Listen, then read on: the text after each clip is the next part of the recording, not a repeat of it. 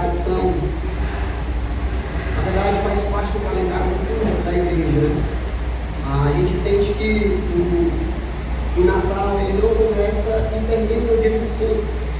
A gente enxerga a partir do calendário litúrgico que o Natal ele é visto como uma temporada. Então ele começa no dia 25, ele se estende por 6 dias, por 12 dias na verdade, terminando no dia 6 de janeiro, para o E a ideia de ver o Natal não somente como uma data exclusiva do dia 25 é prolongar o significado do nascimento de Jesus, né? É entender, trazer para dentro mesmo a ideia do Natal. Por isso a ideia de ver o Natal não somente como essa data, mas como uma temporada. Eu trouxe um texto aqui, bem rapidinho também para vocês, só para introduzir, de um comentário a partir dessa estação, que ele diz assim: observar o Natal como estação nos ajuda a ir além do sentimentalismo que se tornou parte do Natal e comemorar o verdadeiro significado do nascimento de Jesus. Permite-nos ver que a vida de Jesus realmente transforma todas as coisas.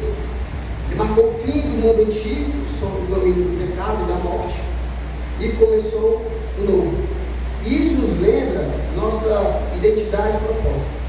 Agora somos filhos do Rei e somos chamados a nos alegrar, a agradecer e mostrar ao mundo um novo destino que agora veio nele. Celebrar como uma estação, ao contrário de apenas nos permite perceber de novo o significado do que aconteceu em Belém e declarar ao mundo a notável realidade que Jesus destruiu as obras do diabo e estabeleceu o reino que não terá fim. Basicamente é isso. O significado de celebrar, de entender e ver, enxergar o Natal como essa estação. Serve para a gente reverberar o nascimento de Jesus nas nossas vidas, né? Não somente numa data específica, mas que se prolongasse durante todas essas épocas. E aí, refletindo a partir desse reinado de Jesus, eu quero refletir com vocês justamente porque no dia 25 a gente celebra e todo mundo está com o pensamento voltado para o nascimento de Jesus, né? Obviamente, coerentemente, né? Jesus nasceu no dia 25, foi comum, né? Dizer que essa data Jesus nasceu no dia 25. E aí tudo se volta para esse nascimento, que o menino nasceu, e a gente fez até aqui uma encenação, né, muito bonita que as crianças fizeram, toda aquela preparação voltada para esse momento do nascimento de Jesus, né? Mas como a gente bem sabe, pela lógica, é óbvio, Jesus veio, Jesus nasceu, mas ele cresceu, né? O ministério de Jesus começa lá com os 33 anos, lá como adulto, como homem. E eu queria refletir a nossa reflexão de hoje, o nosso sermão de hoje, ser bem breve, o que esse menino que nasceu, a mensagem que ele trouxe, o que ele espera de nós agora, esse menino adulto. Que mensagem, o que ele espera de nós agora, como seu povo, tendo já estabelecido o seu reinado, sendo rei para as nossas vidas, que sempre foi, na verdade. Eu queria ler um texto de vocês em 1 João, não, gente, João, capítulo 1, toda a Bíblia de 1 João. O Evangelho de João, capítulo 1, a partir do verso 1 até o verso 14, só para a gente começar a leitura.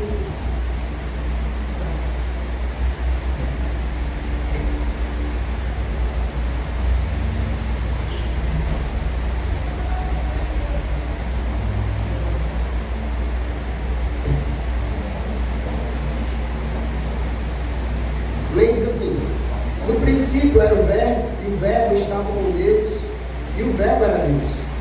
Ele estava no princípio com Deus. Todas as coisas foram feitas por Ele, e sem Ele, nada do que foi feito se fez. A vida estava nele, a vida era a luz dos homens. A luz resplandece nas trevas, e as trevas não prevaleceram contra ela. Houve um homem enviado por Deus, o nome dele era João. Este veio como testemunha para testificar a respeito da luz, para que todos viessem a crer por meio dele. Ele não era luz, mas veio para dar testemunho da luz, a verdadeira luz, que, vinda ao mundo, ilumina toda a humanidade. O Verbo estava no mundo, O mundo foi feito por meio dele, mas o mundo não o conheceu. Veio para o que era seu, e os seus não o receberam. Mas a todos quantos o receberam, deu-lhes o poder de serem feitos filhos de Deus. A saber, os que creem no seu nome, os quais não nasceram do sangue, nem da vontade da carne, nem da vontade do homem, mas de Deus. E o Verbo se fez carne e habitou entre nós, cheio de graça e verdade, e vimos a sua glória, glória como do unigênito do Pai. Vamos orar novamente. Senhor, nós te damos graça novamente pela tua palavra, Senhor. Nós louvamos o teu nome, honramos, Senhor, o teu nome nessa manhã, como igreja, como povo que agradecemos a ti, Senhor. Nós oramos para que o Senhor abra o nosso coração, abra a nossa mente, Senhor, para que a gente venha compreender a tua mensagem, a tua palavra, aquilo que o Senhor quer de nós, ao celebrarmos o Natal, ao compreendermos o teu nascimento, ao compreendermos a porvida, Senhor, que o Senhor exige de nós, Senhor, como teu povo, como teus filhos, em nome de Jesus, amém? Cristo estabeleceu o seu reinado quando ele nasceu, morreu e ressuscitou. E às vezes a gente parece viver alheio, né, a essa verdade. Às vezes a gente parece viver e encarar uma vida como se nós fôssemos órfãos, ou como se nós não pertencêssemos a alguém. E partindo dessa ideia de reinado, eu faço uma pergunta para vocês. Você já parou para refletir em algum momento da sua vida que você, que foi adotado por Deus Pai através do Filho Jesus Cristo, você é filho de um rei que governa todas as coisas? Sabe, você já parou para mentalizar isso na sua vida? Sabe, você para e você passa a refletir sobre as verdades do Evangelho e se depara com essa verdade. Jesus Cristo Rei. Por meio de Jesus Cristo, eu fui adotado, como diz Romanos, e agora nós somos filhos de um Deus verdadeiro, de Deus Pai, e esse Deus Pai, Deus Filho, Deus Espírito Santo, é quem governa todas as coisas. Isso precisa tomar o nosso coração. Isso precisa inundar as nossas vidas, irmãos. A verdade do Evangelho, que nós pertencemos ao Deus verdadeiro, que governa todas as coisas. E é óbvio, a gente se depara com o caos que o mundo vive, a gente se depara com as atrocidades que nós vemos na TV, a gente se depara com as loucuras que a gente vê, até mesmo no Natal, que deveria ser um momento de paz, de calmaria, de descanso, de cuidado, de amor, e a gente vê as loucuras que a gente vê. Por exemplo, esses dias eu vi na virada do ano novo, no meio da praça, pessoas se degladiando, brigando e até se matando. Uma coisa totalmente alheia à realidade, uma coisa totalmente alheia ao propósito do momento. Mas o ponto é, apesar de todas essas coisas, apesar do mundo estar ao caos, apesar das várias aflições que nós sentimos interiores, das crises, dos momentos de inconsistência, de disciplina, essa verdade precisa inundar o nosso coração, como igreja. Nós somos filhos de um Deus verdadeiro que governa todas as coisas. Ele governa todas as coisas. E nada foge do seu controle. Isso precisa acalmar o nosso coração. Isso precisa nos levar para um lugar de segurança. Nós não estamos alheios com o povo de Deus. Para além de sermos o povo de Deus, nós somos filhos. Foi por meio deste menino que nasceu, cresceu, iniciou seu ministério, pregou a verdade sobre si mesmo, que hoje nós somos adotados por Deus Pai. Nós pertencemos ao Deus verdadeiro por meio de Jesus Cristo. E o texto diz, no verso 9, a verdadeira luz que vinda ao mundo ilumina toda a eternidade. Ora, parece muito clichê, e é muito clichê, né? Falar sobre isso, usar essa expressão, mas não deixa de ser uma verdade. Aonde você estaria, ou onde eu estaria, ou o que nós estaríamos fazendo ou vivendo, se essa verdadeira luz que iluminou a humanidade não tivesse iluminado as nossas mentes, não tivesse iluminado o nosso caminho? É muito clichê falar disso, né? O pastor pregador fala disso. Mas é uma verdade. Se você parar e refletir, o que nós estaremos fazendo? Quais os ideais nós estaremos defendendo? Como que nós estaremos? Será que nós estaremos hoje aqui? Provavelmente não.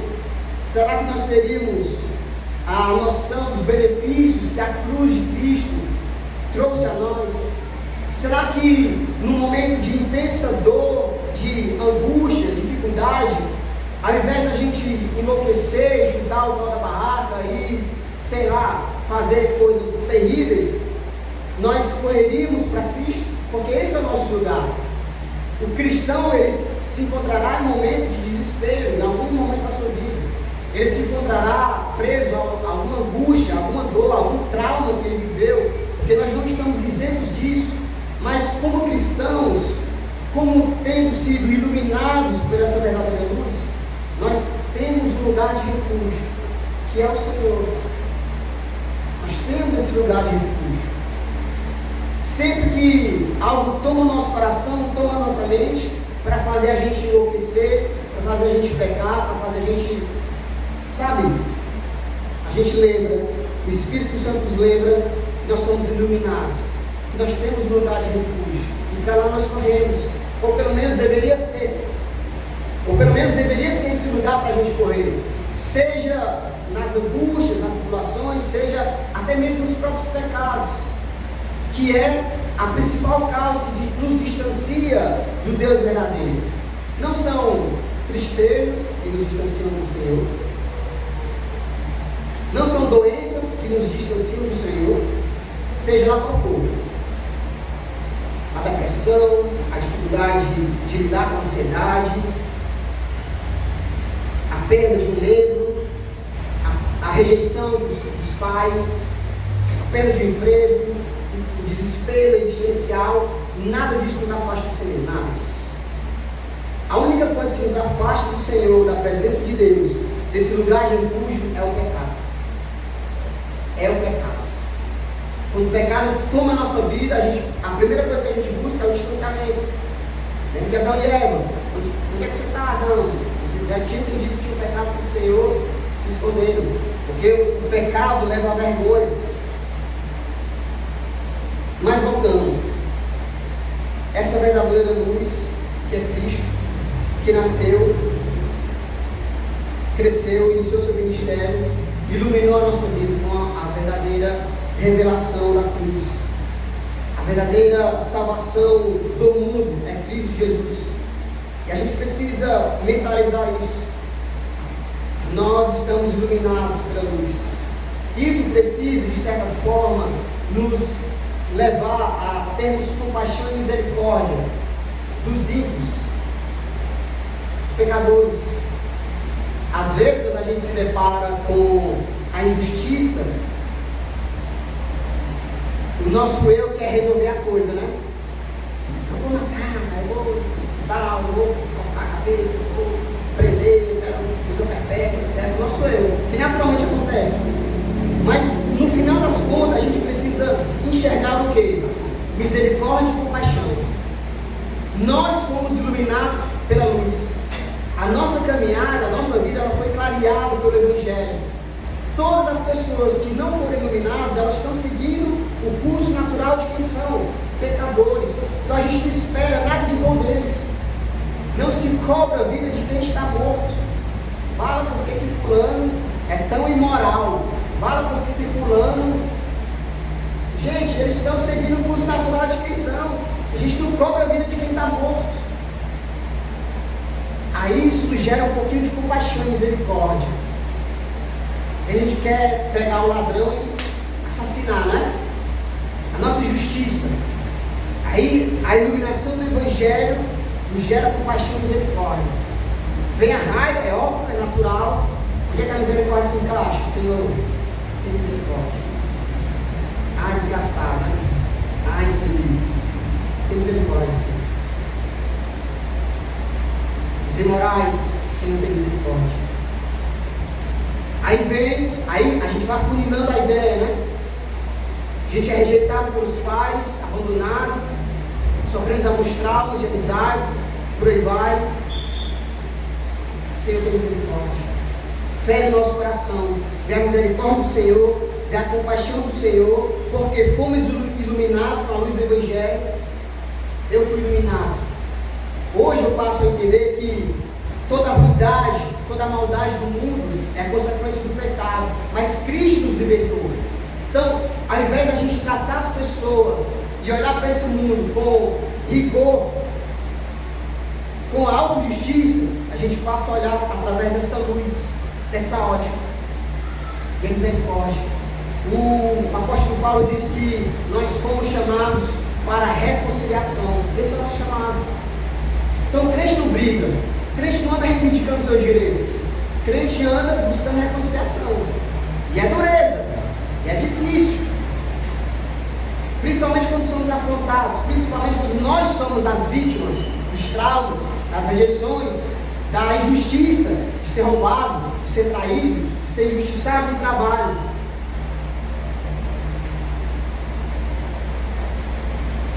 Cristo nos iluminou, irmãos.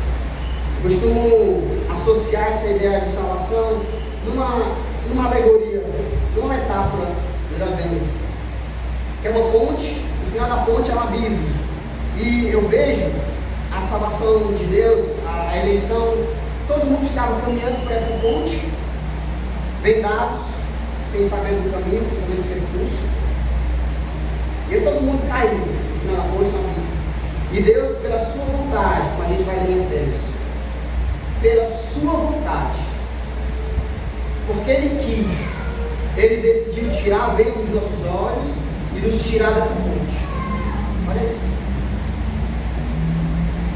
Isso precisa reverberar, irmãos, no nosso interior. Ele decidiu tirar o Tiago, Maria, Israel, a Vitória. Ele decidiu tirar dessa ponte, que o caminho final era o abismo, era a condenação eterna. O Senhor iluminou com a vida de Jesus Cristo. E essas verdades precisam guiar as nossas vidas. Nós não estamos alheios, nós não somos órfãos, e nós não andamos nas trevas ou sob as trevas. Nós fomos iluminados com essa luz que João diz, a luz verdadeira. Mas voltando para a ideia do dia 25, nós celebramos o cumprimento no Natal, no dia 25, a promessa, a verdadeira promessa, o nascimento de Jesus. Assim como eu falei na introdução, esse menino que nasceu, cresceu, começou seu ministério, começou a pregar o Evangelho, sobre que é Ele mesmo, a verdade da cruz. E é nisso que eu quero concentrar a reflexão de hoje. O que esse menino adulto em Jesus Cristo, o que Ele espera de nós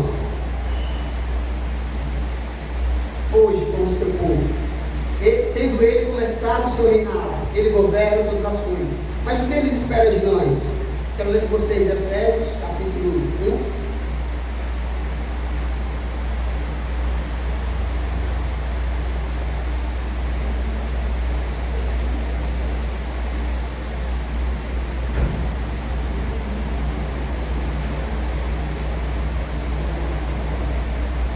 A partir do verso 3,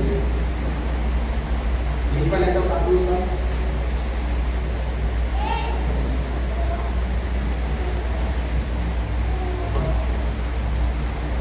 A gente vai fazer uma leitura bem devagar, para a gente digerir, certo? As verdades do Evangelho e aquilo que Deus espera de nós como seu povo. Amém? Todo mundo achou? Amém? Diz assim, ó, verso 3: Bendito seja o Deus e Pai de nosso Senhor Jesus Cristo, que nos abençoou com todas as bênçãos espirituais nas regiões celestiais de Cristo. Antes da fundação do mundo, Deus nos escolheu nele para sermos santos e irrepreensíveis diante dele. Em amor, nos predestinou para ele, para sermos adotados como seus filhos, por meio de Jesus Cristo, segundo o propósito de sua vontade, para o louvor da glória e da sua graça, que Ele nos concedeu gratuitamente no amado. Nele temos a redenção pelo seu sangue, a remissão dos pecados, segundo a riqueza da sua graça, que derramou abundantemente sobre nós em toda a sabedoria e entendimento. Ele nos revelou o mistério da sua vontade, segundo o seu propósito, que ele apresentou em Cristo, de fazer convergir nele, na dispensação da plenitude dos tempos, todas as coisas, tanto as do céu como as da terra. Em Cristo fomos também feitos herança, predestinados segundo o propósito daquele que faz todas as coisas conforme o conselho da sua vontade, a fim de sermos para o louvor da sua glória, nós, os que de antemão esperamos em Cristo. Nele também vocês, depois que ouviram a palavra da verdade, o evangelho da salvação, tendo nele também crido, receberam o selo do Espírito Santo da promessa. O Espírito é o penhor da nossa herança, até o resgate da sua propriedade, em louvor de sua glória. Ora, se a gente for fazer uma abordagem peculiar, verso por verso, aqui a gente vai se estender dias, porque há muita teologia bíblica aqui no texto, há muitas doutrinas que a gente pode extrair aqui. Mas eu quero me concentrar no verso 4. No verso 4. É aqui que eu vou me debruçar mais na ideia do sermão de hoje, tá?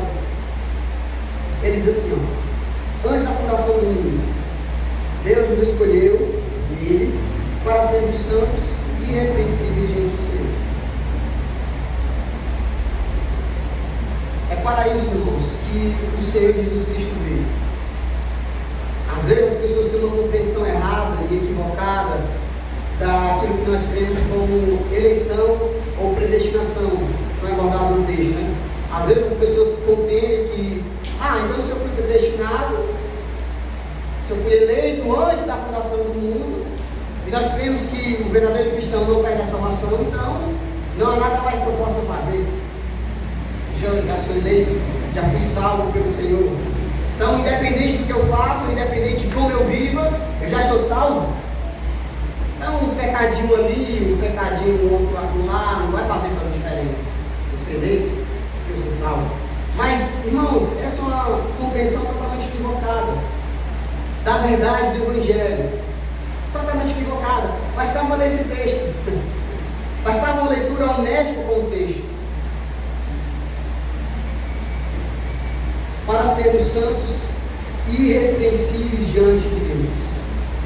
Compreender a estação do Natal é entender que Jesus veio, nasceu, morreu e ressuscitou para nos dar uma nova vida, para nos dar um novo sentido, para que a sua vida tivesse um significado prático nas nossas vidas. Então, celebrar o nascimento de Jesus não está incluso somente na data de 25 de dezembro, mas ela se estende por todos os dias, por todas as épocas. Por quê? Porque a vida de Jesus Cristo traz esse significado para sermos santos e irrepreensíveis diante dele. Isso, meus irmãos, nos leva a uma vida de arrependimento, de confissão e de transformação. A vida de Jesus, celebrar o Natal, celebrar a estação do Natal, ela só tem um verdadeiro significado em nossas vidas quando nós compreendemos a eficácia da sua vida, da sua morte, da sua ressurreição. Somente quando nós compreendemos essa eficácia, o propósito final da vida de Jesus, é que a gente vai corresponder em vida essa verdade. Somente quando a gente entende isso. E quando a gente não compreender o propósito da vida de Jesus, a gente vai viver como órfãos, a gente vai viver como ímpios, a gente vai viver de maneira falsa, como cristãos nominais, que vêm à igreja, que servem alguma coisa, mas que o significado do Natal, o significado da vida de Jesus não transforma. E isso é um perigo. Mas o que é a verdade? Paulo traz desse trecho. O Senhor veio, iluminou as nossas vidas. Para quê? O que é que Deus espera de nós agora? O menino nasceu, bonitinho. bonitinho, lá em Belém. E cresceu, teve uma infância. O Mateus até falou: gente, ele precisou ir no banheiro, gente, ele precisou ser guiado, ele precisou aprender a falar, ele precisou uma série de coisas. Tá, ele cresceu. Agora, o Jesus, homem, Deus verdadeiro, e agora? O que ele nos ensina? O que ele requer de nós? Você vem? Você quer me seguir? Quero. Eu sou a luz do mundo. Eu sou a porta. Eu sou o bom pastor. Eu sou o caminho, a verdade e a vida. Ok, Jesus, eu quero. Tu és a luz, eu quero a luz. Tu és a porta, eu vou entrar na porta. Tu és o bom pastor. Eu quero que tu seja meu bom pastor. Certo. E agora? Agora ele exige algo de nós. Agora a verdade do Evangelho exige algo de nós. Que nós andemos e vivamos de maneira santa e irrepreensível. É isso que a mensagem do Evangelho nos traz. É isso que é vivenciar o Natal. Não de maneira pontual, mas todos os dias. Cristo nasceu em nossos corações por meio da fé. Glória a Deus por isso, mas é agora. E a nossa responsabilidade como cristãos. E a nossa resposta a esta fé. É o que Paulo diz. Para sermos santos e irrepreensíveis diante do Senhor. Isso precisa trazer, irmãos, um sentimento de dependência do Senhor. Dependência. Às vezes, meus irmãos, a gente celebra de maneira ímpia mesmo. A gente decora as coisas, faz coisas bonitinhas e posta no Instagram, mas aquilo não tem um significado interno. Celebrar o Natal, celebrar a vida de Jesus, celebrar a vida de Jesus, celebrar os feitos de Jesus, é parar. É parar, calmar o coração e olhar para tudo aquilo que Ele fez, para tudo aquilo que Ele sofreu por nós, para todos os benefícios que Ele conquistou na cruz, a remissão dos nossos pecados. É por isso que nós não vivemos sob o domínio do pecado, porque Ele fez essa transição. Domínio do pecado, agora nós pertencemos ao domínio da graça, a sua maravilhosa graça do Espírito Santo. É por isso que nós não vivemos nas trevas, sob o domínio do pecado. Porque teve eficácia no nascimento e na morte de Jesus. E a eficácia de sua vida, do seu nascimento, de sua morte e ressurreição, é a nossa vida para Ele. É a nossa resposta em vida para Ele, de maneira santa e irrepreensível diante do Senhor. Que a gente pare, irmãos. Que a gente vasculhe o nosso coração, vasculhe a nossa vida. Sabe quando a gente para refletir no final do ano e a gente começa a rever o que deu certo, o que deu errado, e a gente olha, decide escrever as próximas metas, os próximos sonhos e planejamentos? Isso deveria fazer de forma interna também. Senhor, onde mais eu pequei contra Ti? O que eu preciso abandonar? O que eu preciso deixar para trás? Onde eu preciso melhorar? Onde eu preciso confessar os meus pecados? O que mais eu preciso aprender de Ti? Quanto tempo mais eu preciso estar com o Senhor para que o Senhor me dê discernimento, sabedoria? E fazendo esse exercício, a gente vai se aproximando do Senhor. Somente através disso, irmãos, a gente vai conseguir ter discernimento das coisas.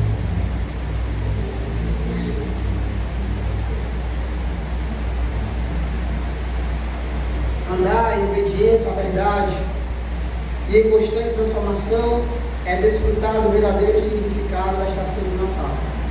Vou repetir. Andar em obediência à verdade e em constante transformação é desfrutar do verdadeiro significado da estação do Natal, que se expande com as épocas. Não adianta a gente falar de perdão e reconciliação só no Natal, só na estação do Natal. A gente precisa ser treinado nas outras épocas, todos os dias, porque é esse o fundamento do Evangelho, nos transformar. A gente precisa ser confrontado pelo Evangelho, pela Escritura, todos os dias. Todos os dias, irmãos. Porque a gente nunca vai conseguir acertar sempre. E se a gente não tiver contato nenhum com a verdade, aí sim. É por isso que a gente não consegue perdoar, é por isso que a gente não consegue superar os nossos próprios pecados. Mas ora, o texto diz, o Evangelho de Jesus Cristo diz que Ele iluminou a nossa vida. Então, a nossa caminhada está clareada pelas verdades do Evangelho. Ou seja, nós como cristãos iluminados, nós não temos desculpas, irmãos, para vivermos sob o domínio do pecado. Porque o Senhor veio nos libertou. Porque o Senhor veio e iluminou a nossa vida. Nós não temos desculpas, irmãos, para reivindicar o eu. Não, mas é porque eu sou assim.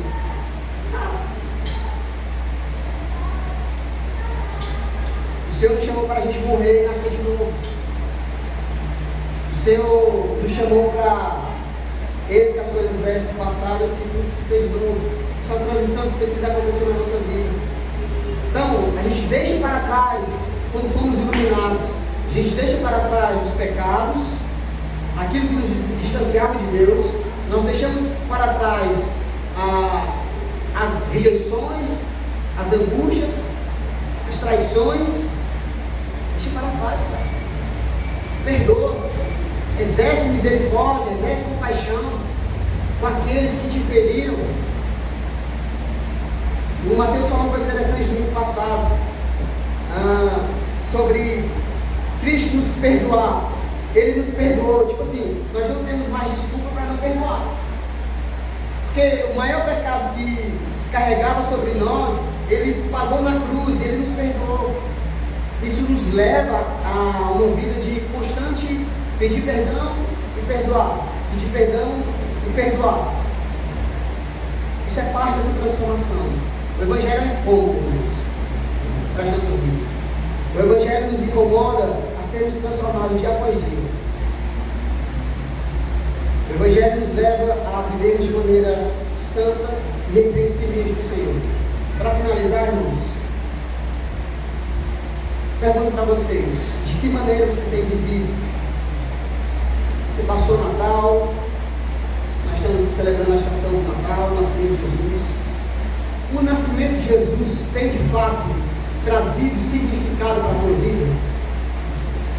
Tipo assim, ele vai em todos os aspectos da tua vida, ele move todos os aspectos da tua vida, ele transforma os aspectos da tua vida, ou ele serve somente como um mero simbolismo? Ou você, tipo assim, Jesus, eu te aceito como Senhor e Salvador, mas tu só vai até aqui. As minhas dores eu abraço, eu cuido delas. A minha tristeza, esse pecadinho aqui, o Senhor não toca, o Senhor não mexe, não quero que ninguém fale. Você tem permitido que o significado de Cristo, o nascimento de Jesus, a vida de Jesus, tenha feito transformação na tua vida? O nosso caminhar tem sido de maneira santa e repreensível diante do Senhor? São perguntas para a gente refletir. Como que a gente lida com as verdades do Evangelho? Eu fui salvo pelo Senhor, fui resgatado das trevas, o Senhor trouxe luz para o meu caminhar.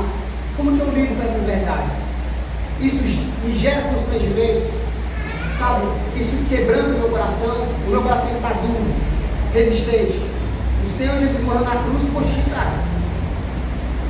Ele padeceu na cruz por ti, Ele pagou os teus pecados, Ele tirou as vidas dos teus olhos, Ele iluminou o teu caminho, Ele te deu salvação, Ele te reconciliou com Deus Pai, te trazendo paz. Como que tu lida com essas verdades? Você permanece duro? Você permanece como um joio? Se você não se curva de maneira nenhuma, você briga com o texto? Você briga com o texto bíblico? Ai, Senhor, isso é muito duro. As palavras são muito duras. Amar. Cara, a gente tem dificuldade de respeitar quem pensa diferente. Olha que loucura. A gente tem dificuldade de se relacionar com quem pensa diferente. Eu penso isso, ele pensa diferente, aí eu já crio um bloqueio. Mas o Evangelho está nos ensinando a amar, cara. A suportar uns aos outros. Mas a gente não quer, a gente quer sempre o caminho mais fácil.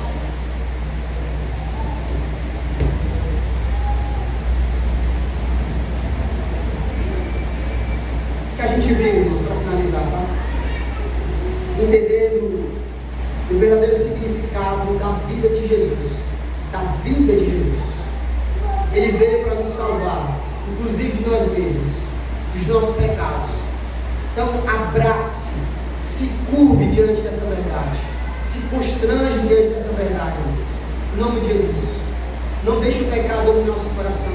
Não deixe as tristezas dominar o seu coração. Não deixe nada dominar o seu coração. Deixe o Espírito Santo dominar a tua vida. Ande cheio do Espírito Santo, como Paulo fala em Gálatas capítulo 5. Cheio do Espírito Santo, frutificando a verdade do Evangelho, frutificando a palavra do Senhor. E para isso a gente precisa fazer essa retrospectiva interna, essa autoanálise interna, que a gente precisa abandonar, que a gente precisa deixar. E, principalmente, lendo a Escritura, amando a verdade, se curvando diante da verdade.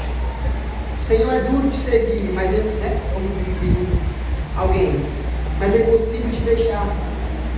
O Senhor me amou, o Senhor me salvou. Aí isso nos constrange.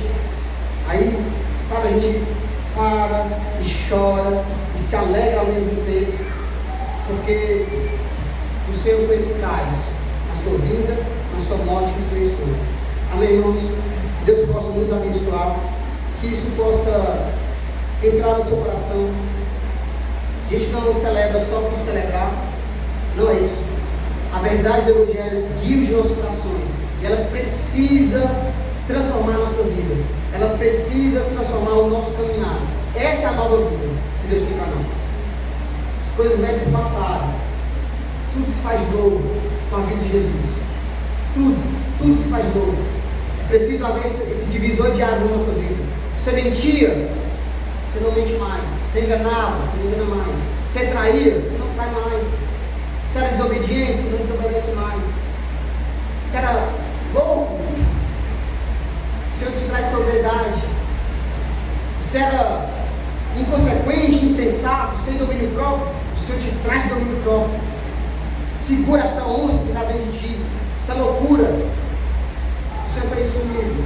De vez em quando o Senhor precisa colocar as regras. Caso eu não quero ensinar, Senhor, calma, tu é uma nova criatura, cara. Tu nasceu de novo, tu não resolve as coisas pelo teu braço, tu não é guiado pelas tuas emoções, tu não é guiado pelos teus sentimentos, tu é guiado para aquilo que a verdade diz que tu deve ser guiado. Amém, irmãos? Vamos orar esse cara do Senhor.